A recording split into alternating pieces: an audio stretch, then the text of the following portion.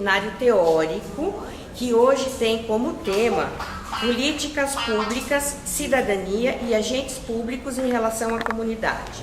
Nós vamos ouvir, né, a Rosa, que trabalha conosco, e a Iraci, que é também assistente social. Então eu vou dar assim, uma introdução explicando para a Iraci, que não é da nossa rede, como que funciona a coordenadoria do Sistema Municipal de Bibliotecas, que ela é vinculada à Secretaria Municipal de Cultura e ela tem sob responsabilidade 54 bibliotecas públicas que estão localizadas em toda a cidade de São Paulo, em todos os bairros, todos não, mas em vários bairros da cidade de São Paulo, muitas localizadas na periferia. Além das bibliotecas, que são 54, mas a cidade é muito grande, nós temos outros serviços que são os serviços de extensão, que é o ônibus biblioteca, que tem 11 ônibus com 72 roteiros. Nós temos 11 pontos de leitura, 14 pontos de leitura, que também são localizados em bairros da periferia que são carentes de recursos culturais. Então a gente tem os ônibus, que são roteiros semanais, eles vão toda semana e eles fazem um empréstimo e também fazem atividade de promoção de leitura. Nos pontos de leitura, eles são em locais menores que bibliotecas, mas eles têm um acervo fixo, que pode ter consulta e empréstimo domiciliar para o pessoal da comunidade local. Temos também 11 bosques da leitura, que funcionam nos finais de semana em parques municipais. Nos bosques é uma leitura mais rápida, leitura de informação e de lazer. Então, revistas, jornais e alguns livros de literatura infantil, livros de crônicas, que é uma leitura mais rápida, e livros também de poesia. Tá? E além dessas bibliotecas, nós temos uma biblioteca infanto-juvenil Monteiro Lobato, que ela é uma referência na área de literatura infantil e juvenil, e que ela é a mais antiga biblioteca de literatura infantil e juvenil que funciona no país. Bom, e ela é referência nessa área. Bom, então acho importante essa fala de vocês em relação ao trabalho com a comunidade, porque nós, como bibliotecas públicas, a gente tem essa missão de trabalhar com a comunidade, de fazer a promoção do livro e da leitura com a comunidade local. Tá? E eu, por exemplo, eu tenho uma experiência em biblioteca universitária e é bem diferente da biblioteca pública, que o público já vem formado, ou ele é leitor ou ele não é. E ele vem para fazer uma pesquisa acadêmica.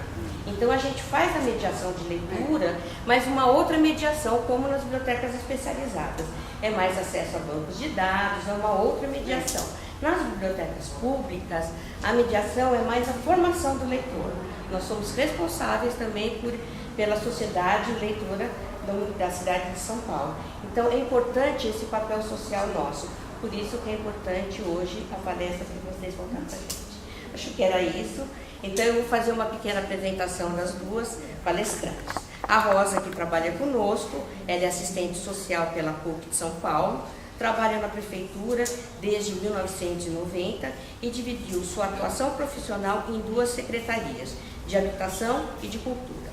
Desde o início da carreira, atua com movimentos sociais, implementação e elaboração de políticas públicas das áreas que atuou e atua.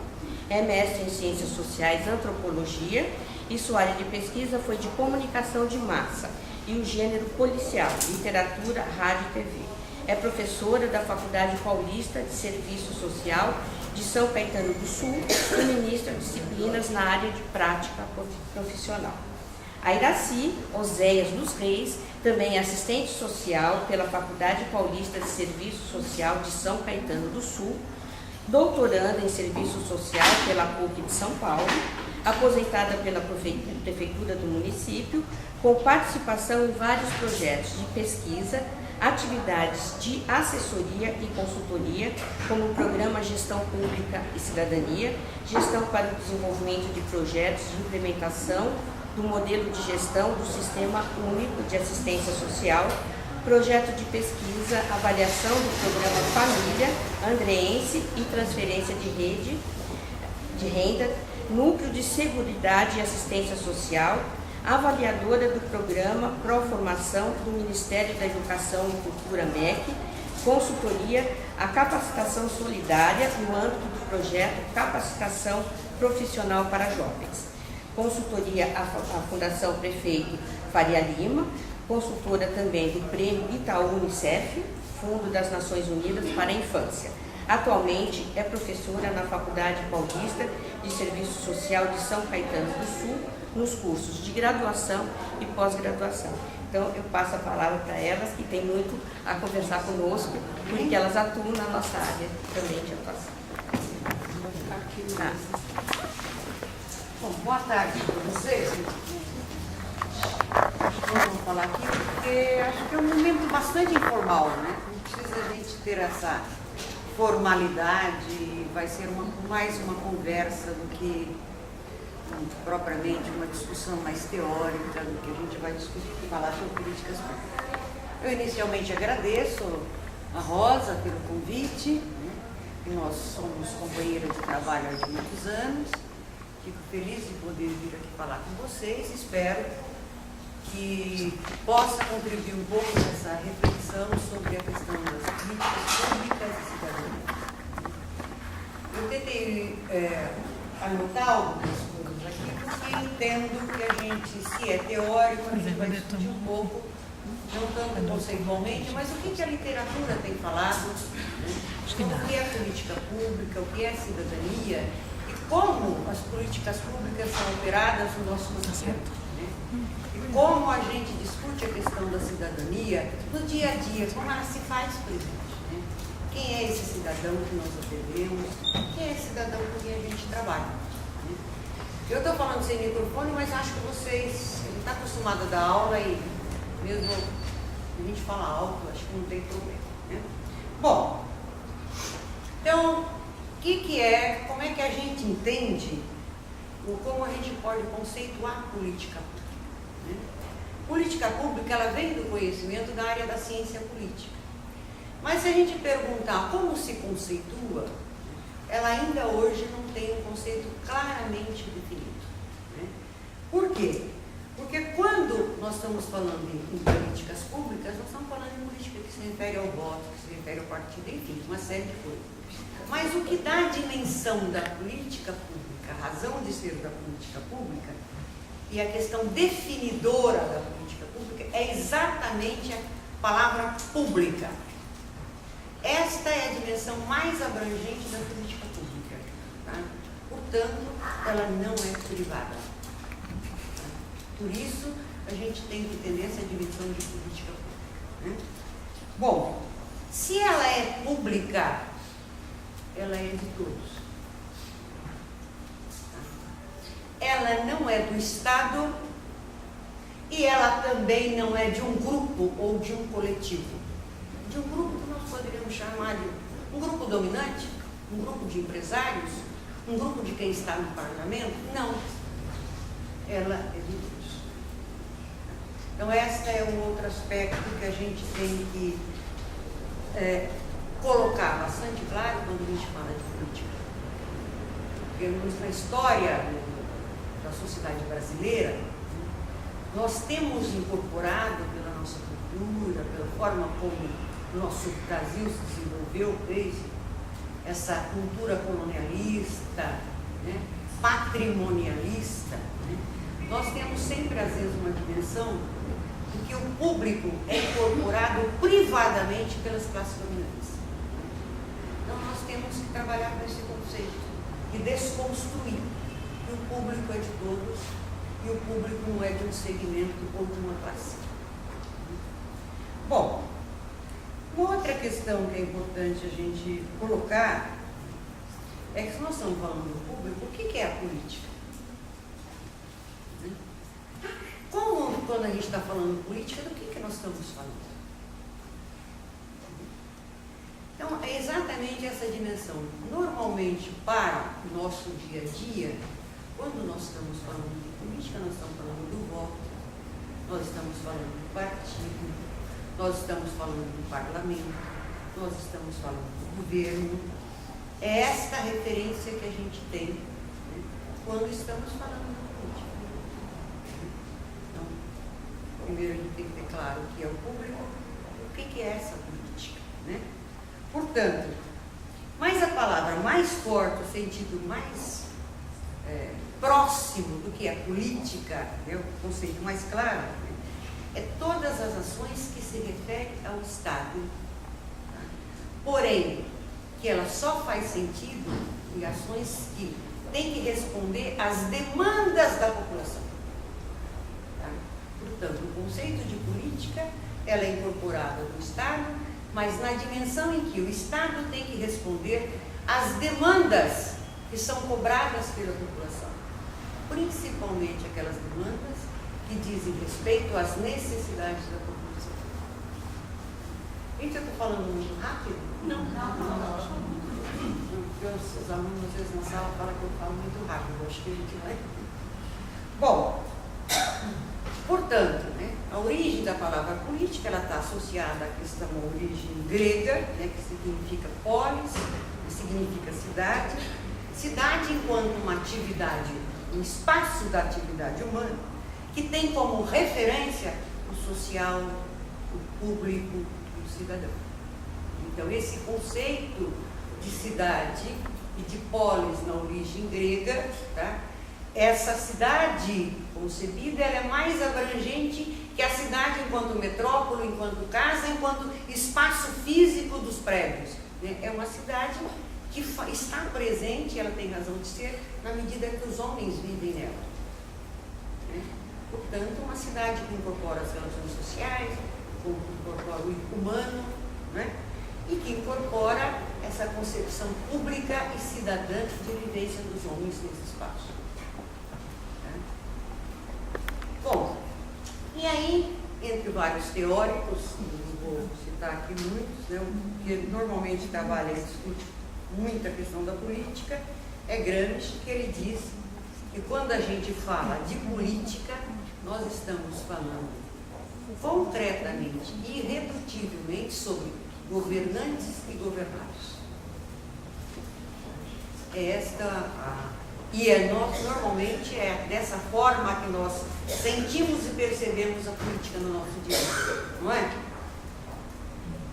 A gente sempre tem a dimensão, quando se fala de política, como é que nós vivemos nessa sociedade e exercemos o nosso papel político. Né?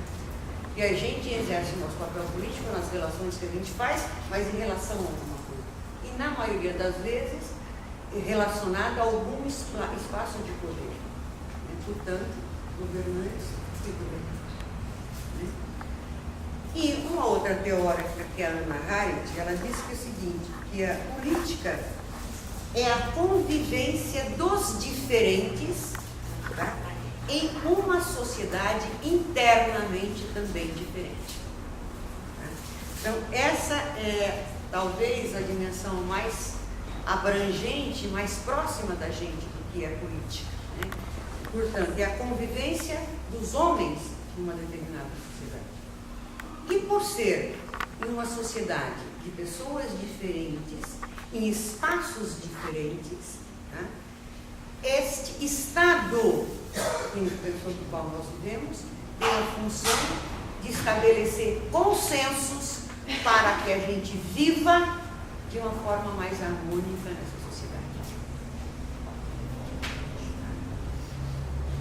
E uma outra questão é que a política não é natural do homem. O homem não nasce um ser político.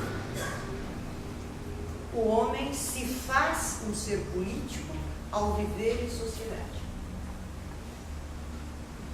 O nosso exercício de cidadãos, o nosso exercício de conviver com o outro, né? O nosso ser social nos faz seres políticos. Então, a política, você não nasce um ser político. Nós tornamos um ser político pelo fato de existirmos em sociedade, de vivermos em sociedade. E se nós vivemos em sociedade, nós vivemos em situações de conflito, não?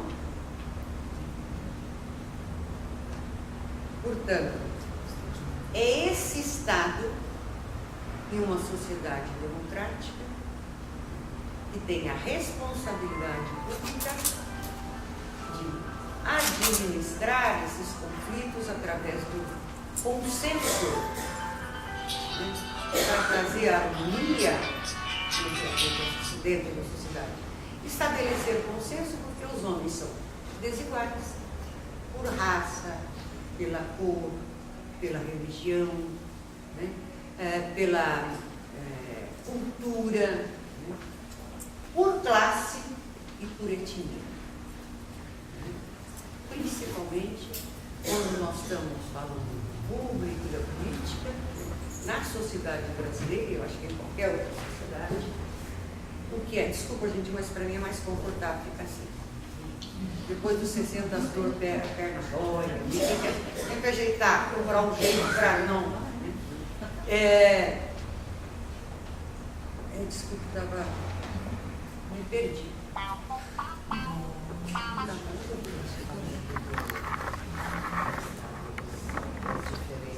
Sim, pois é.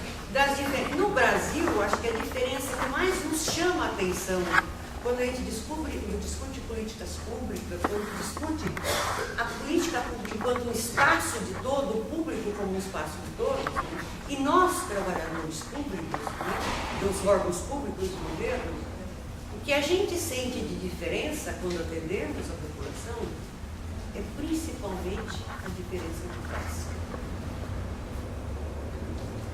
Este é um forte ranço da sociedade brasileira e que ele está presente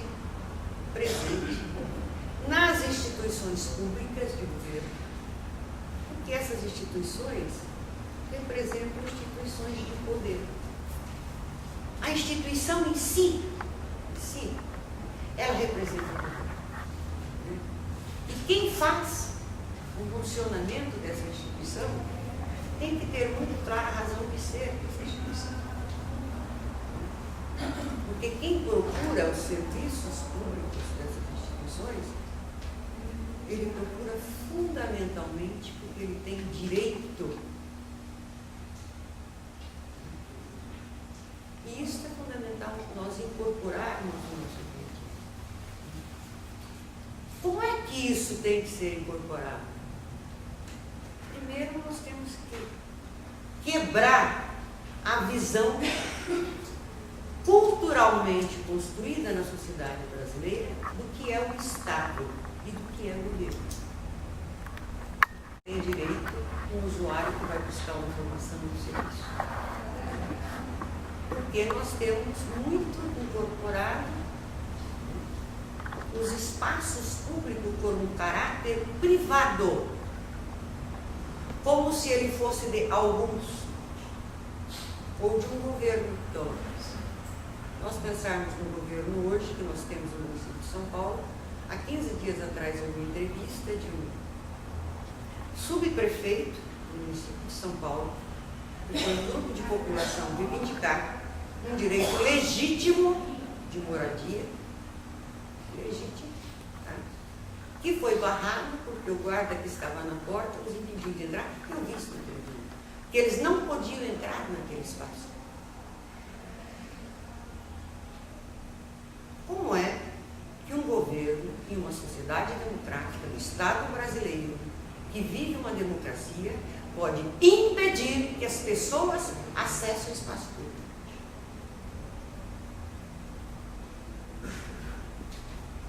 Se aquele grupo fosse, por exemplo, um grupo de parlamentares ou um grupo de empresários que fossem lá reivindicar o acesso a uma pedaço de terra para ele construir um shopping, para construir, ele teria sido aceito com todos os direitos que deveria ser conquistado. Mas, como era uma população excluída, sem condição, sem moradia, feia, provavelmente a sua maioria negra, pobre, essa não pode entrar. Então, é este conceito que nós temos que incorporar para o trabalho.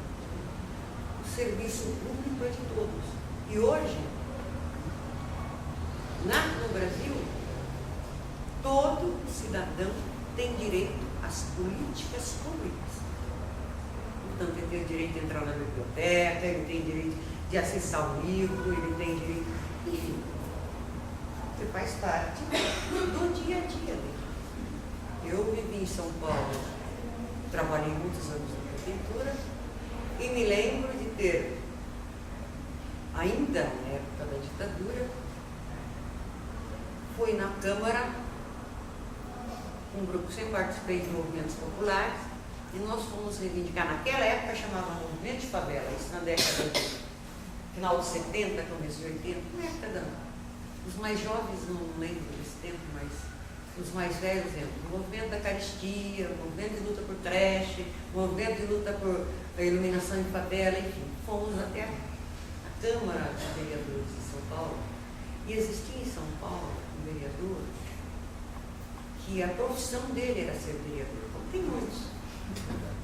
A profissão é ser vereador, na verdade, ele não exerce a vereança para representar os seus representados, né? Ele incorpora esse papel como profissão. E quando chegamos lá com toda a população, ele impediu as pessoas de entrar e disse: esta casa não é de vocês. Vocês estão proibidos.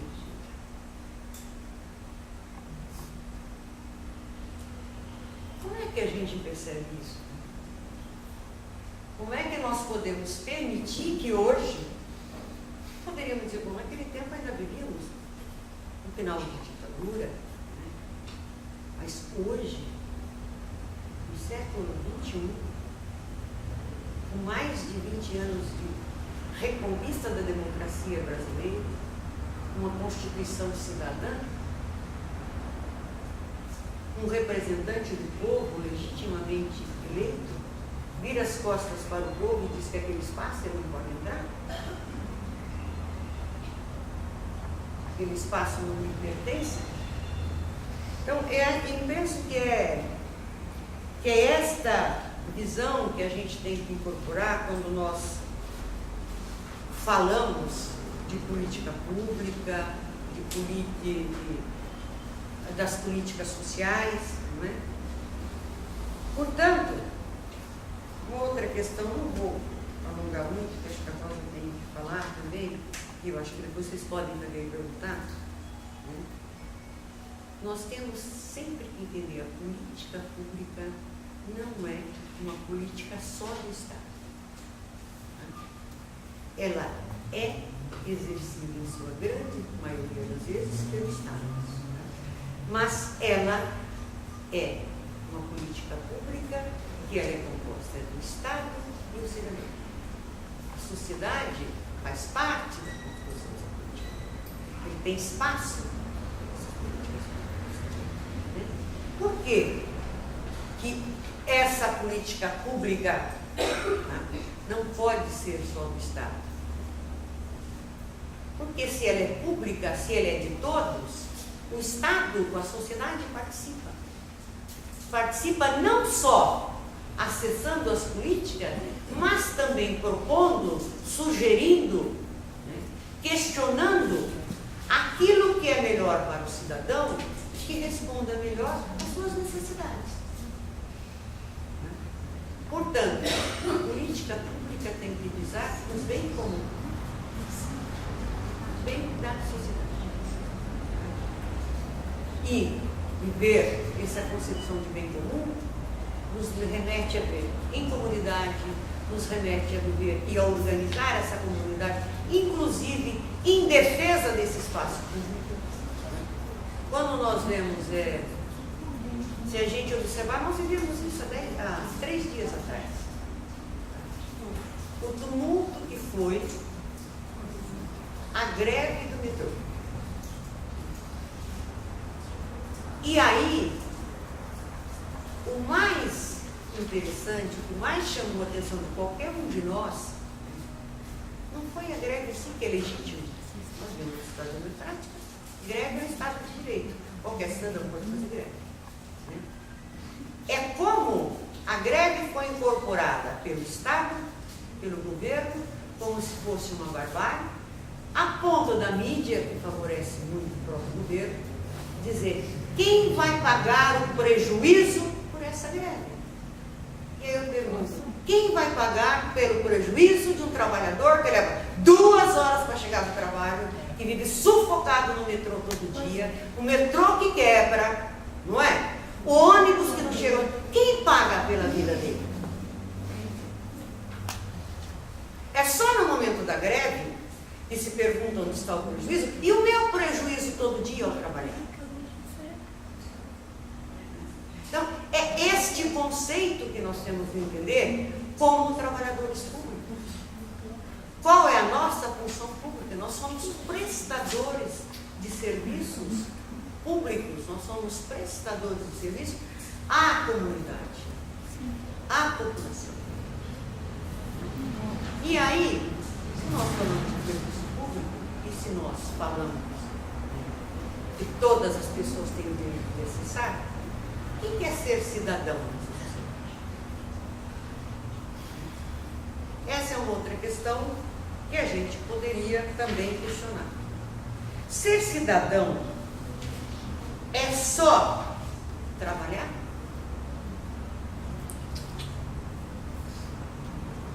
Ser cidadão, quando a gente fala no exercício da cidadania, nós estamos nos referindo ao papel de ser um cidadão. Portanto, cidadão tem direitos e tem deveres, não é? Na maioria das vezes, nós só nos referimos ao cidadão como aquele que tem deveres, principalmente quando ele vai buscar o acesso aos serviços públicos, aos deveres, à responsabilidade, quando ele acessa. Toda instituição pública ela tem normas, né? Até porque para funcionar você tem que ter procedimentos, né? Mas quando ele acessa um serviço desse, as normas se sobrepõem ao direito, né?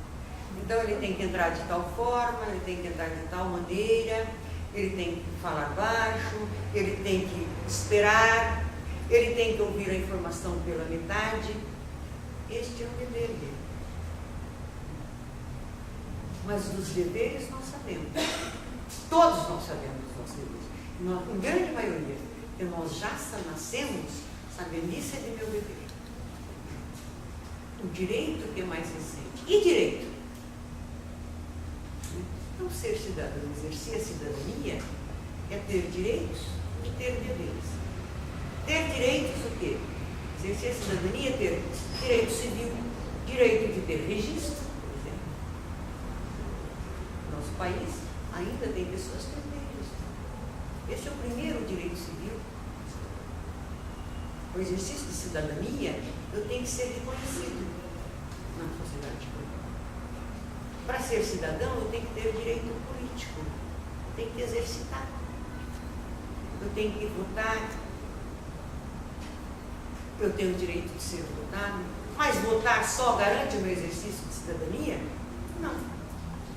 Porque o votar implica em votar em alguém que você vai exigir dele que ele cumpra com a responsabilidade pública dele de garantir direitos, garantir espaço, ampliar espaço de participação desse próprio cidadão. Direito à saúde, direito à educação. Né? E ser cidadão é ter acesso às políticas sociais. Políticas sociais. A educação, a saúde, a cultura, a assistência social. E é ter direito fundamentalmente à sua própria vida, ao seu corpo, à sua liberdade de escolha. Ter direito à renda. Mas ser cidadão, efetivamente ser cidadão, é ter acesso ao poder. Quem não acessa o poder não exerce com plenitude a sua cidadania. E para eu acessar o poder aos espaços de decisão, eu tenho que ter algumas garantias. A primeira dela é ter a garantia das minhas necessidades fundamentais serem complementares. A minha comida, o meu teto, a minha cama. Se eu não tenho isto, eu não sou um cidadão inteiro. E quando eu tenho as minhas necessidades básicas resolvidas, eu tenho o direito de fazer opção. Ser livre é ter o direito de fazer opção. E quem não tem comida, não tem cama, não tem direito aos bens públicos, não tem direito de fazer opção. Não tem acesso aos meios de poder. Exercer o exercício pleno da cidadania é você ter acesso ao poder e ter o direito de fazer opção. Portanto, cabe a nós, trabalhadores dos serviços públicos, seus mais vários espaços, possibilitar o acesso desses cidadãos aos bens públicos, porque a forma dele garantir direitos e fazer o exercício da sua cidadania e, quem sabe, numa sociedade mais justa, ele de fato garantir a sua autonomia e poder fazer opção. Não sei se, eu acho que era um pouco essa fala que eu queria fazer, não sei se tem mais, tá bom? Boa tarde, gente. Estava aqui pensando nas coisas que você está apresentando, Iraci, e pensando nas nossas relações, né, cotidianas, e pensando, e é o que eu pensei em propor, né, uma discussão pensada para hoje, que é assim, diante de um quadro que a sociedade vive nos dias de hoje, né?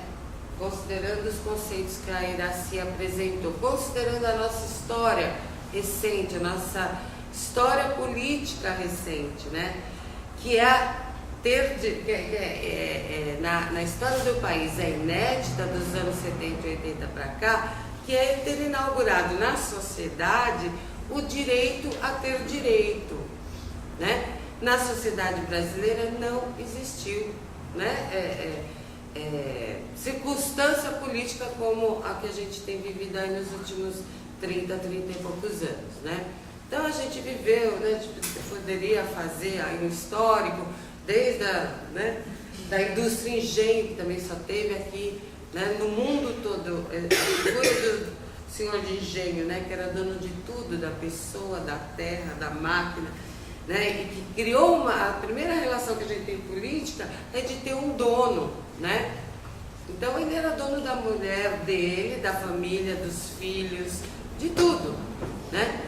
E, aliás, isso é uma herança que pesa até hoje. Acho que todo mundo aqui, né, já ouviu, né, com certeza, notícias e escuta a relação que às vezes a gente encontra no Nordeste, do coronel, né? É aquele que define até com quem você vai votar, né? Então a gente tem uma relação histórica no Brasil de depender de uma pessoa.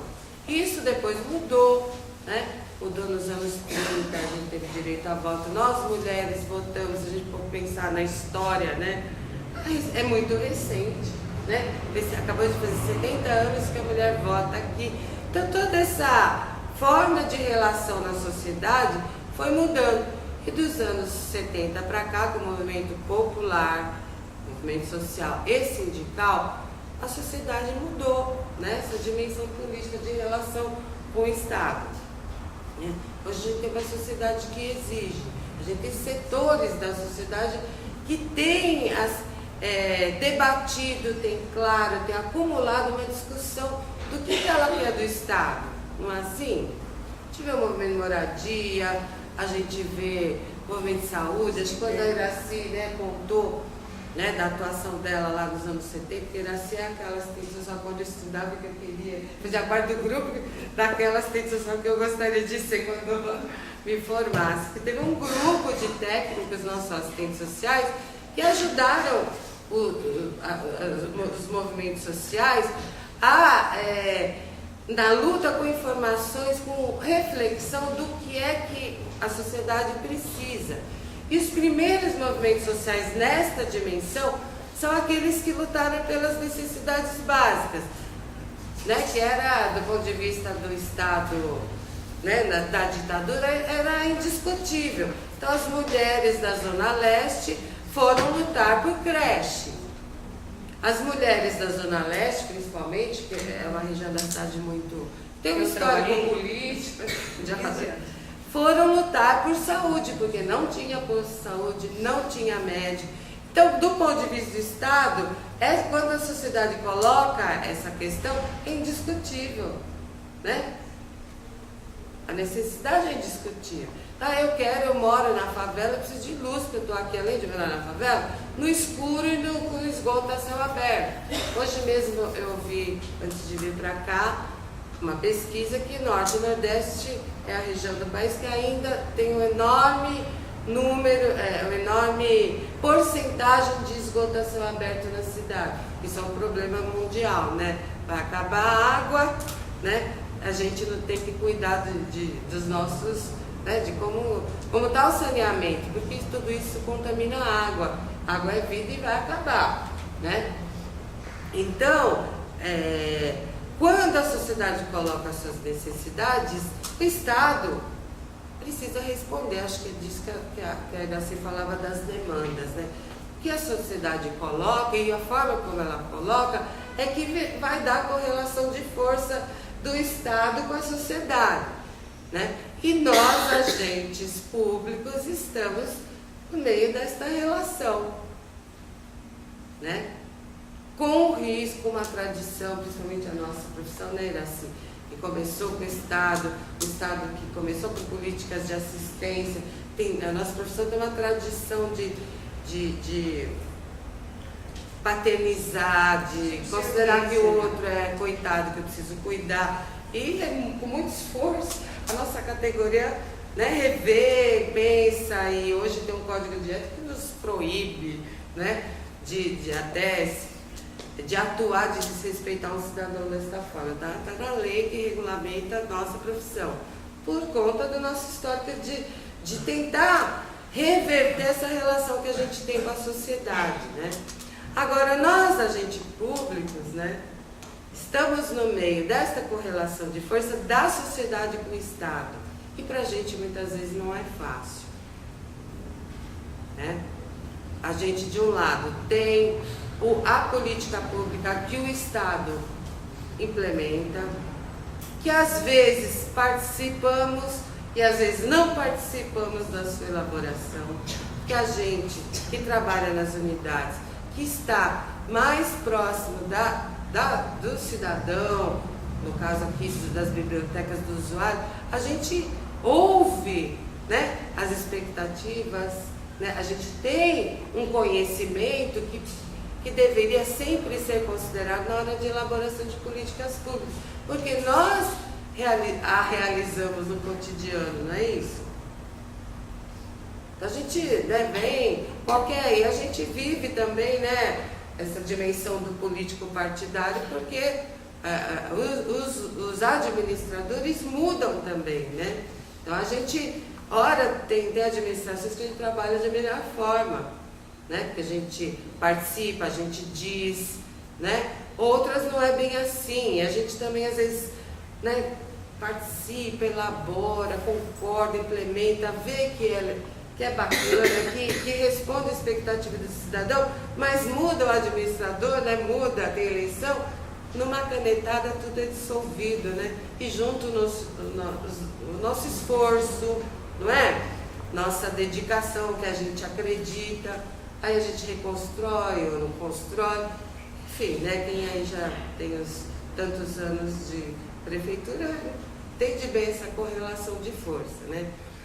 E neste quadro, né, hoje a gente tem um cidadão, mesmo aquele que não é organizado em movimentos, depois eu vou falar um pouco do movimento de cultura, né, que a gente tem, do meu ponto de vista, a sorte de ter hoje alguns setores de São Paulo organizados na área da cultura. Depois eu vou dizer porque eu acho que é sorte, né? Mas o cidadão hoje já não é um cidadão que você informa as normas, os procedimentos e ele aceita tranquilamente. Se ele discordar, ele vai dizer. Ele vai discordar, ele vai cobrar do agente, né? E tem a nossa relação dentro da instituição, que eu acho que a Iraci falou de uma forma bastante interessante, que o Estado, de fato, desde seu surgimento, principalmente aqui no Brasil, ele tem uma opção por uma classe social. Aliás, o Estado, ele existe para fazer a sociedade funcionar melhor do jeito que ela é. Então, estamos numa sociedade capitalista que tem uma forma de funcionar, né? Alguns detêm, né, os meios de produção e outros têm que vender o trabalho. Então, eu vou lá, como nós todos aqui somos trabalhadores, a gente cumpre o horário, troca, trabalha, tem uma produção, nós temos uma, recebemos dinheiro no final do mês, ou tem várias formas de receber esse pagamento. A relação que a sociedade tem é essa, e o papel do Estado é fazer com que isso não pare de funcionar, não é? Só que, como a Iraci falou, né, a gente vive um Estado que cada vez mais está nos privando dos nossos direitos. Mesmo que a gente tenha mais consciência deles, está cada vez mais. Vejam, tem tantas coisas, leis de garantia estão desde 1988, depois de tanta luta, de ditadura, está lá. Não basta estar na lei. Para implantar direito tem que brigar, está lá escrito, né? Mas você tem lá, né? Tem que brigar. Está lá, a Lei Maria da Penha, mas você não briga, né? Ela não vai ser aplicada por si. A gente tem essa dinâmica na sociedade, né? Então, e nós somos trabalhadores desse mecanismo que é o Estado, que tem que fazer com que, né, todos nós estejamos nessa relação, que é essa relação da sociedade. E a cidadania é muito baseada nesta relação também.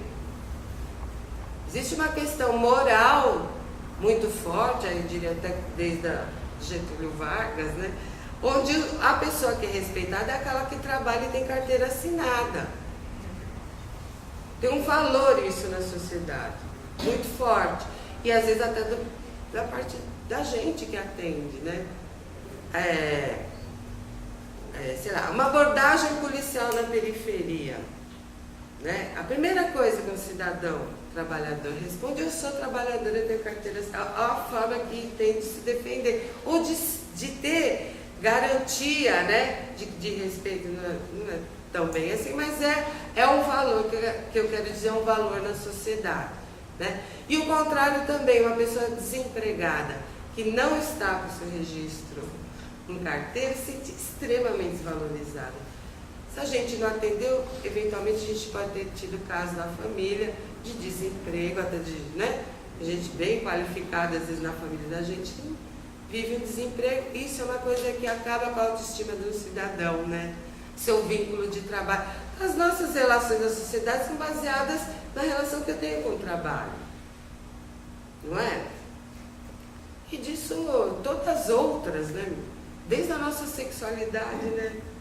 Você fala isso para meus alunos, até isso é determinado, né?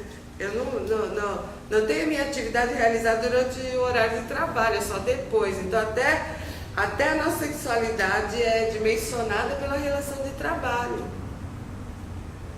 Então, ao mesmo tempo que a gente temos esse sentimento, a gente tem que entender a que ponto chegou a sociedade também com esta relação de trabalho. Dos tempos, né, desde os anos 80, tivemos uma recessão aí, quem trabalhou, né, em algumas secretarias ligadas aí mais ao social, como assistência social, como habitação, vimos famílias que, né, moravam de aluguel, tinham emprego, perderam o emprego e irem para a favela. A gente viu crescer, eram centenas de famílias por mês chegando em áreas públicas. Então, a gente viu monstros se criar, né? Que num passe de marcha acaba a sua vida se você não tem seu vínculo de trabalho, né? Se você não recebe salário você não consegue manter uma casa, você não come, você não anda, né? Então isso aconteceu, que jogou milhares de brasileiros na informalidade, né? Então tem aí os camelôs, quem faz bico, ou mesmo no próprio trabalho, muitos trabalhadores de empresa foram terceirizados, né? Então, é para não pagar direitos de trabalho. Ele teve um histórico também de destruir essa relação. Bom, esse novo quadro da sociedade, essas novas dinâmicas de ter direito, de cada vez mais o Estado, né, ser destituído, cada vez está mais desmanchando, né? Não tem concurso, não vem gente trabalhar, a gente da cultura cada vez menos orçamento. A gente sabe o cotidiano de não dá para arrumar uma biblioteca quebrada, não dá, né? O Estado está cada vez mais se desmontando, né? E nós nessas relações, né? Ao mesmo tempo, existe uma exigência da sociedade para que este agente público, no nosso caso, agente municipal, se capacite para lidar cada vez mais com esse conflito na sociedade. Se de um tempo, até as últimas 2 décadas, a gente tinha, às vezes, reproduzir uma visão que o Estado tinha, hoje a gente não pode sustentar algumas visões, algumas posturas em relação à sociedade, principalmente aquela que é organizada, né?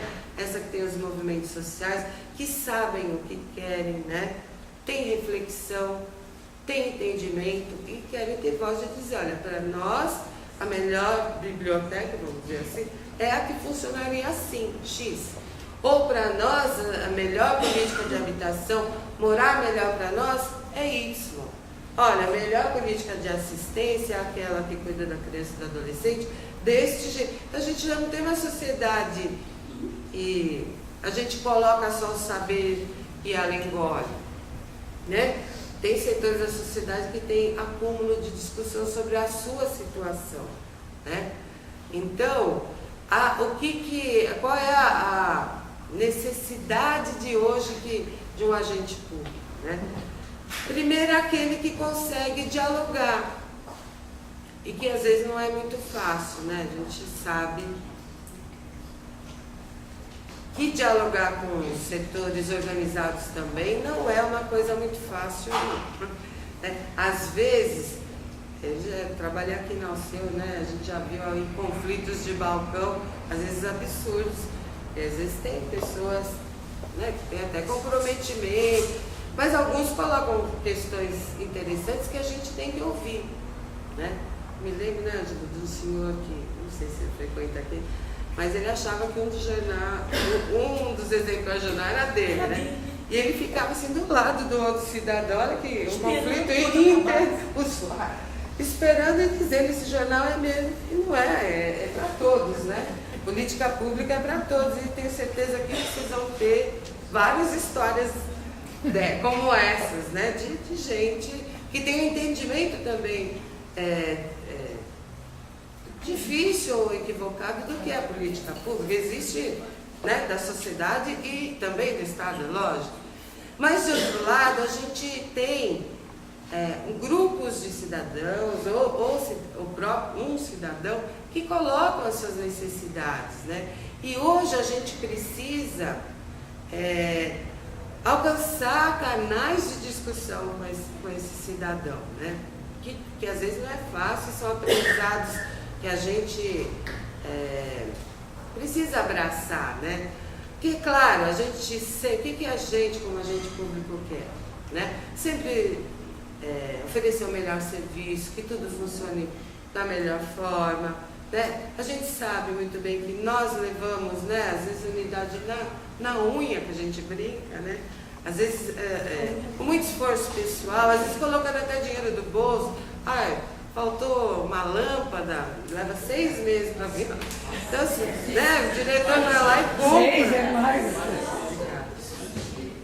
Né, só ilustrando aí o cotidiano, né?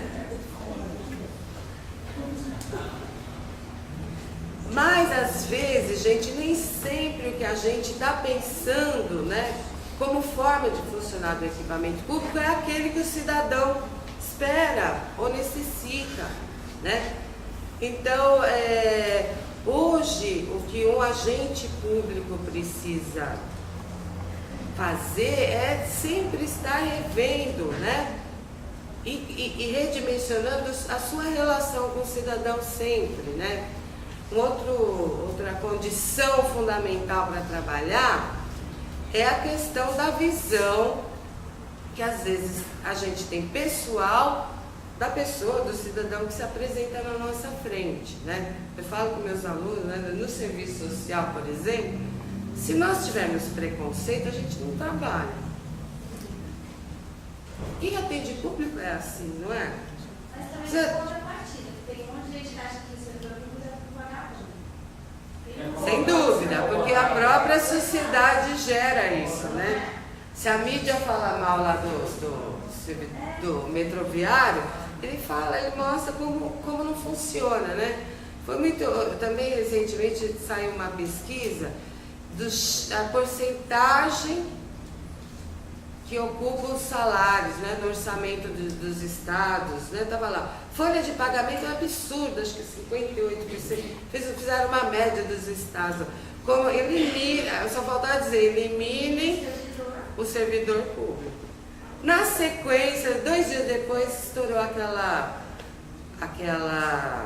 notícia daquelas propinas teve várias empresas que iam lá.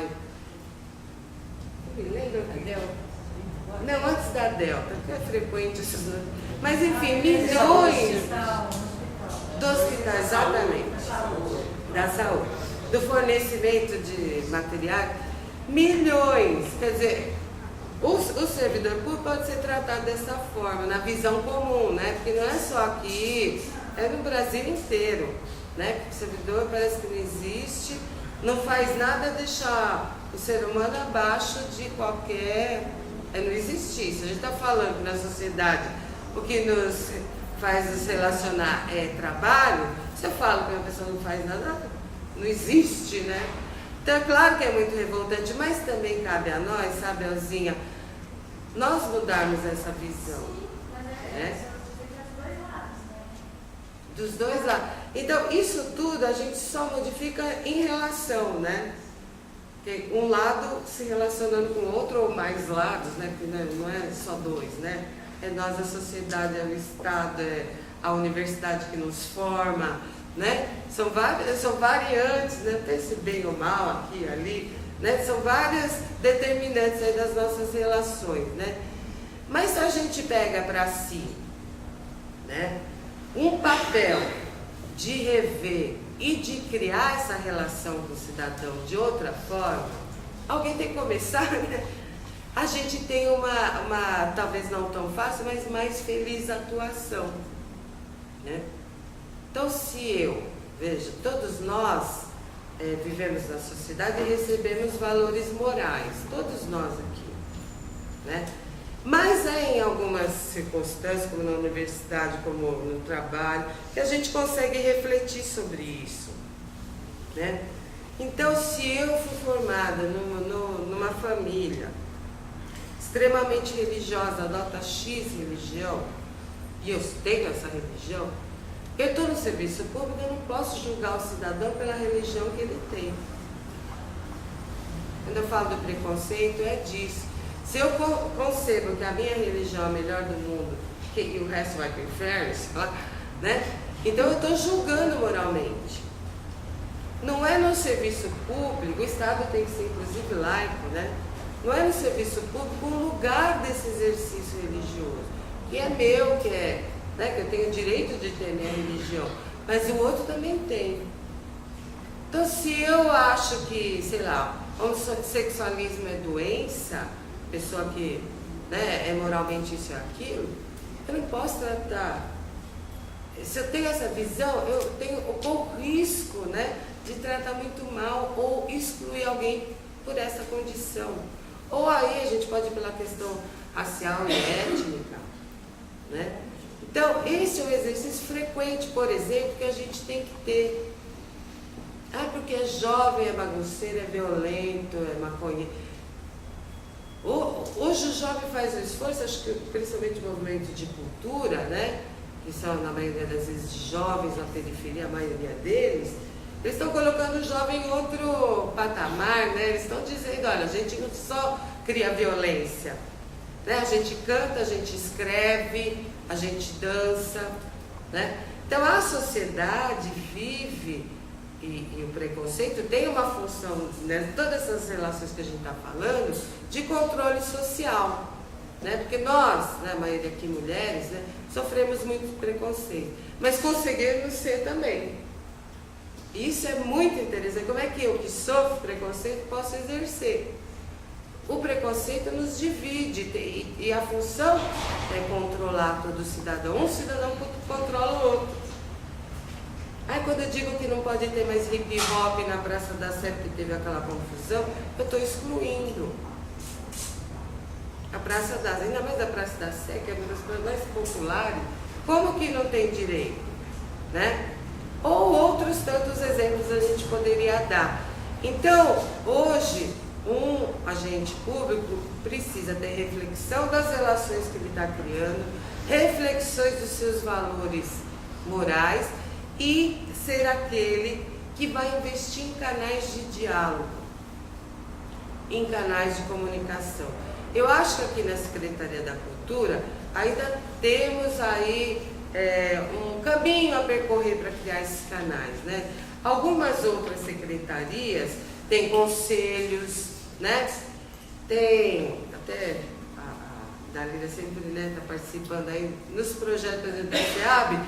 Lá naquela comunidade tem que ter um conselho gestor, vai lá várias secretarias, vários moradores para pensar aquela comunidade, né? Aqui na cultura a gente não tem ainda, né, só se eu estiver muito enganada, mas um acúmulo desses canais. Como é que a gente dialoga? Como é que a gente dialoga com o movimento cultural?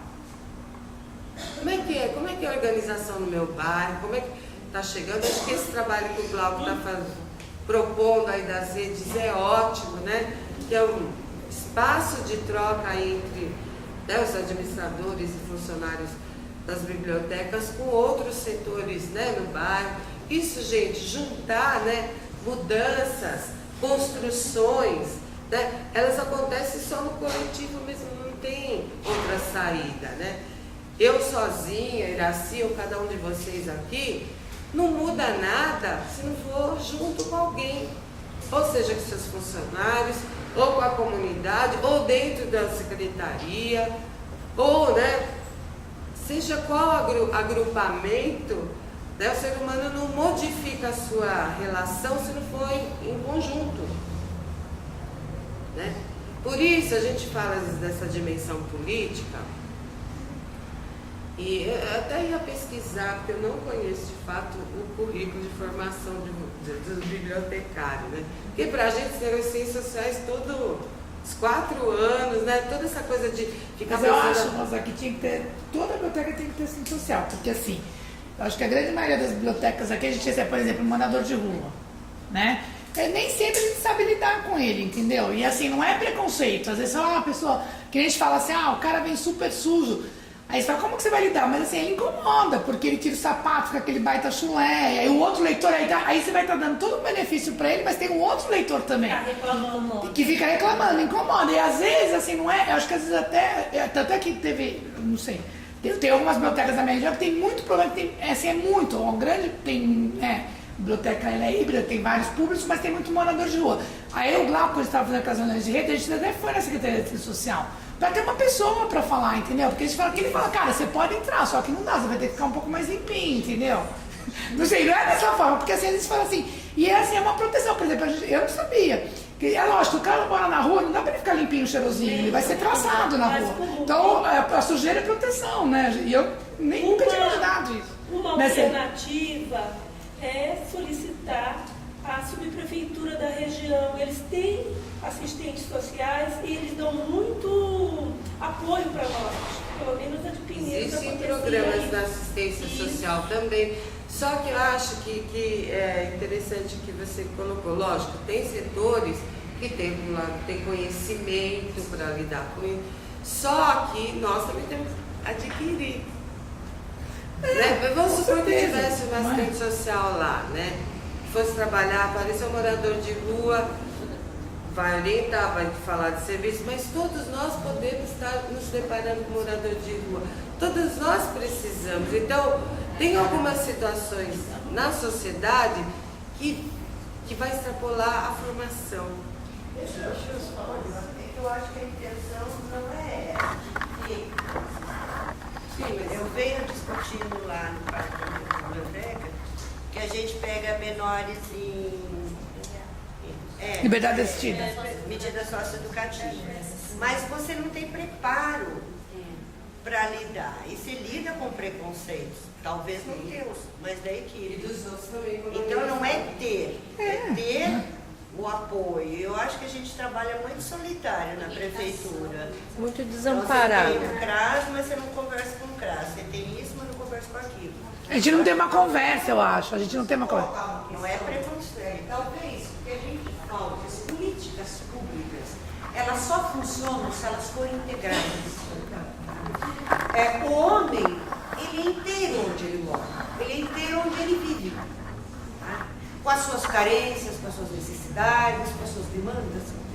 As políticas públicas que estão à disposição dele também têm que trabalhar integrado. Então, o meu saber é diferente do saber dela, mas se nós juntarmos os nossos saberes, nós podemos fazer mais. Mas é esse sentido que eu quis dizer. Agora, isto é uma opção política de governo, é um direcionamento político do governo. Tá? E aí, como é que está organizada? Por isso, não são todas as cidades, mas eu falo muito de São Paulo, apesar de ter nascido em São Paulo, foi aqui que eu fiz mais, a maioria da minha vida política e profissional aqui em São Paulo, né? E São Paulo é uma das cidades do Brasil, e eu falo isso também porque dou consultoria em vários lugares desse Brasil todo, né, que pior funcionam as políticas públicas. Pelo tamanho dela, por ser uma grande metrópole, porque tem que ter muitos interesses econômicos. É real, você vai para as outras capitais, você vai para cidades pequenas, o trabalho pode até ter mais carência, mas o resultado do trabalho, às vezes, é muito melhor do que o que está aqui em São Paulo. Por quê? Porque aqui em São Paulo é proposital dos últimos governos, tá? A dicotomia das políticas públicas, tá? É trabalhar separadamente, cada um na sua. Porque quando eu junto saberes, eu junto capacidade crítica, eu junto reflexão. É necessário que esteja separado. Tá? É importante que esteja separado. Né? Então, não fazer política também é uma ação política. O não fazer política na cidade como São Paulo significa grandes prejuízos. Então, quando o governo não faz, por exemplo, o atendimento, ou quando ele não faz, tá? É o não fazer político, tá? O saneamento básico para tirar aquelas povo que está lá na beira do córrego, tá? Que está morrendo lá, que está em área de risco, esta não política significa, para o próprio governo, custo a médio prazo, significa doença no hospital, significa mais gente para atender, a não política é custosa. A não política de não incentivo ao nosso salário, que eu nunca ouvi falar que alguém pode oferecer 0,01% de aumento, isso é a não política, mas é a não política proposital, para não funcionar. Então, é isso que a gente tem que perceber, né? E aí, eu entendo que uma das alternativas que nós temos é a gente se aproximar das populações que nos procuram do serviço. Né? E ser a contra-referência, o que é? É juntar espaço no sistema. Hoje está na moda falar sistema de rede, trabalhar em rede, mas assim, é ver, porque a mesma angústia que vocês vivem, outras pessoas que trabalham em outras secretarias também vivem.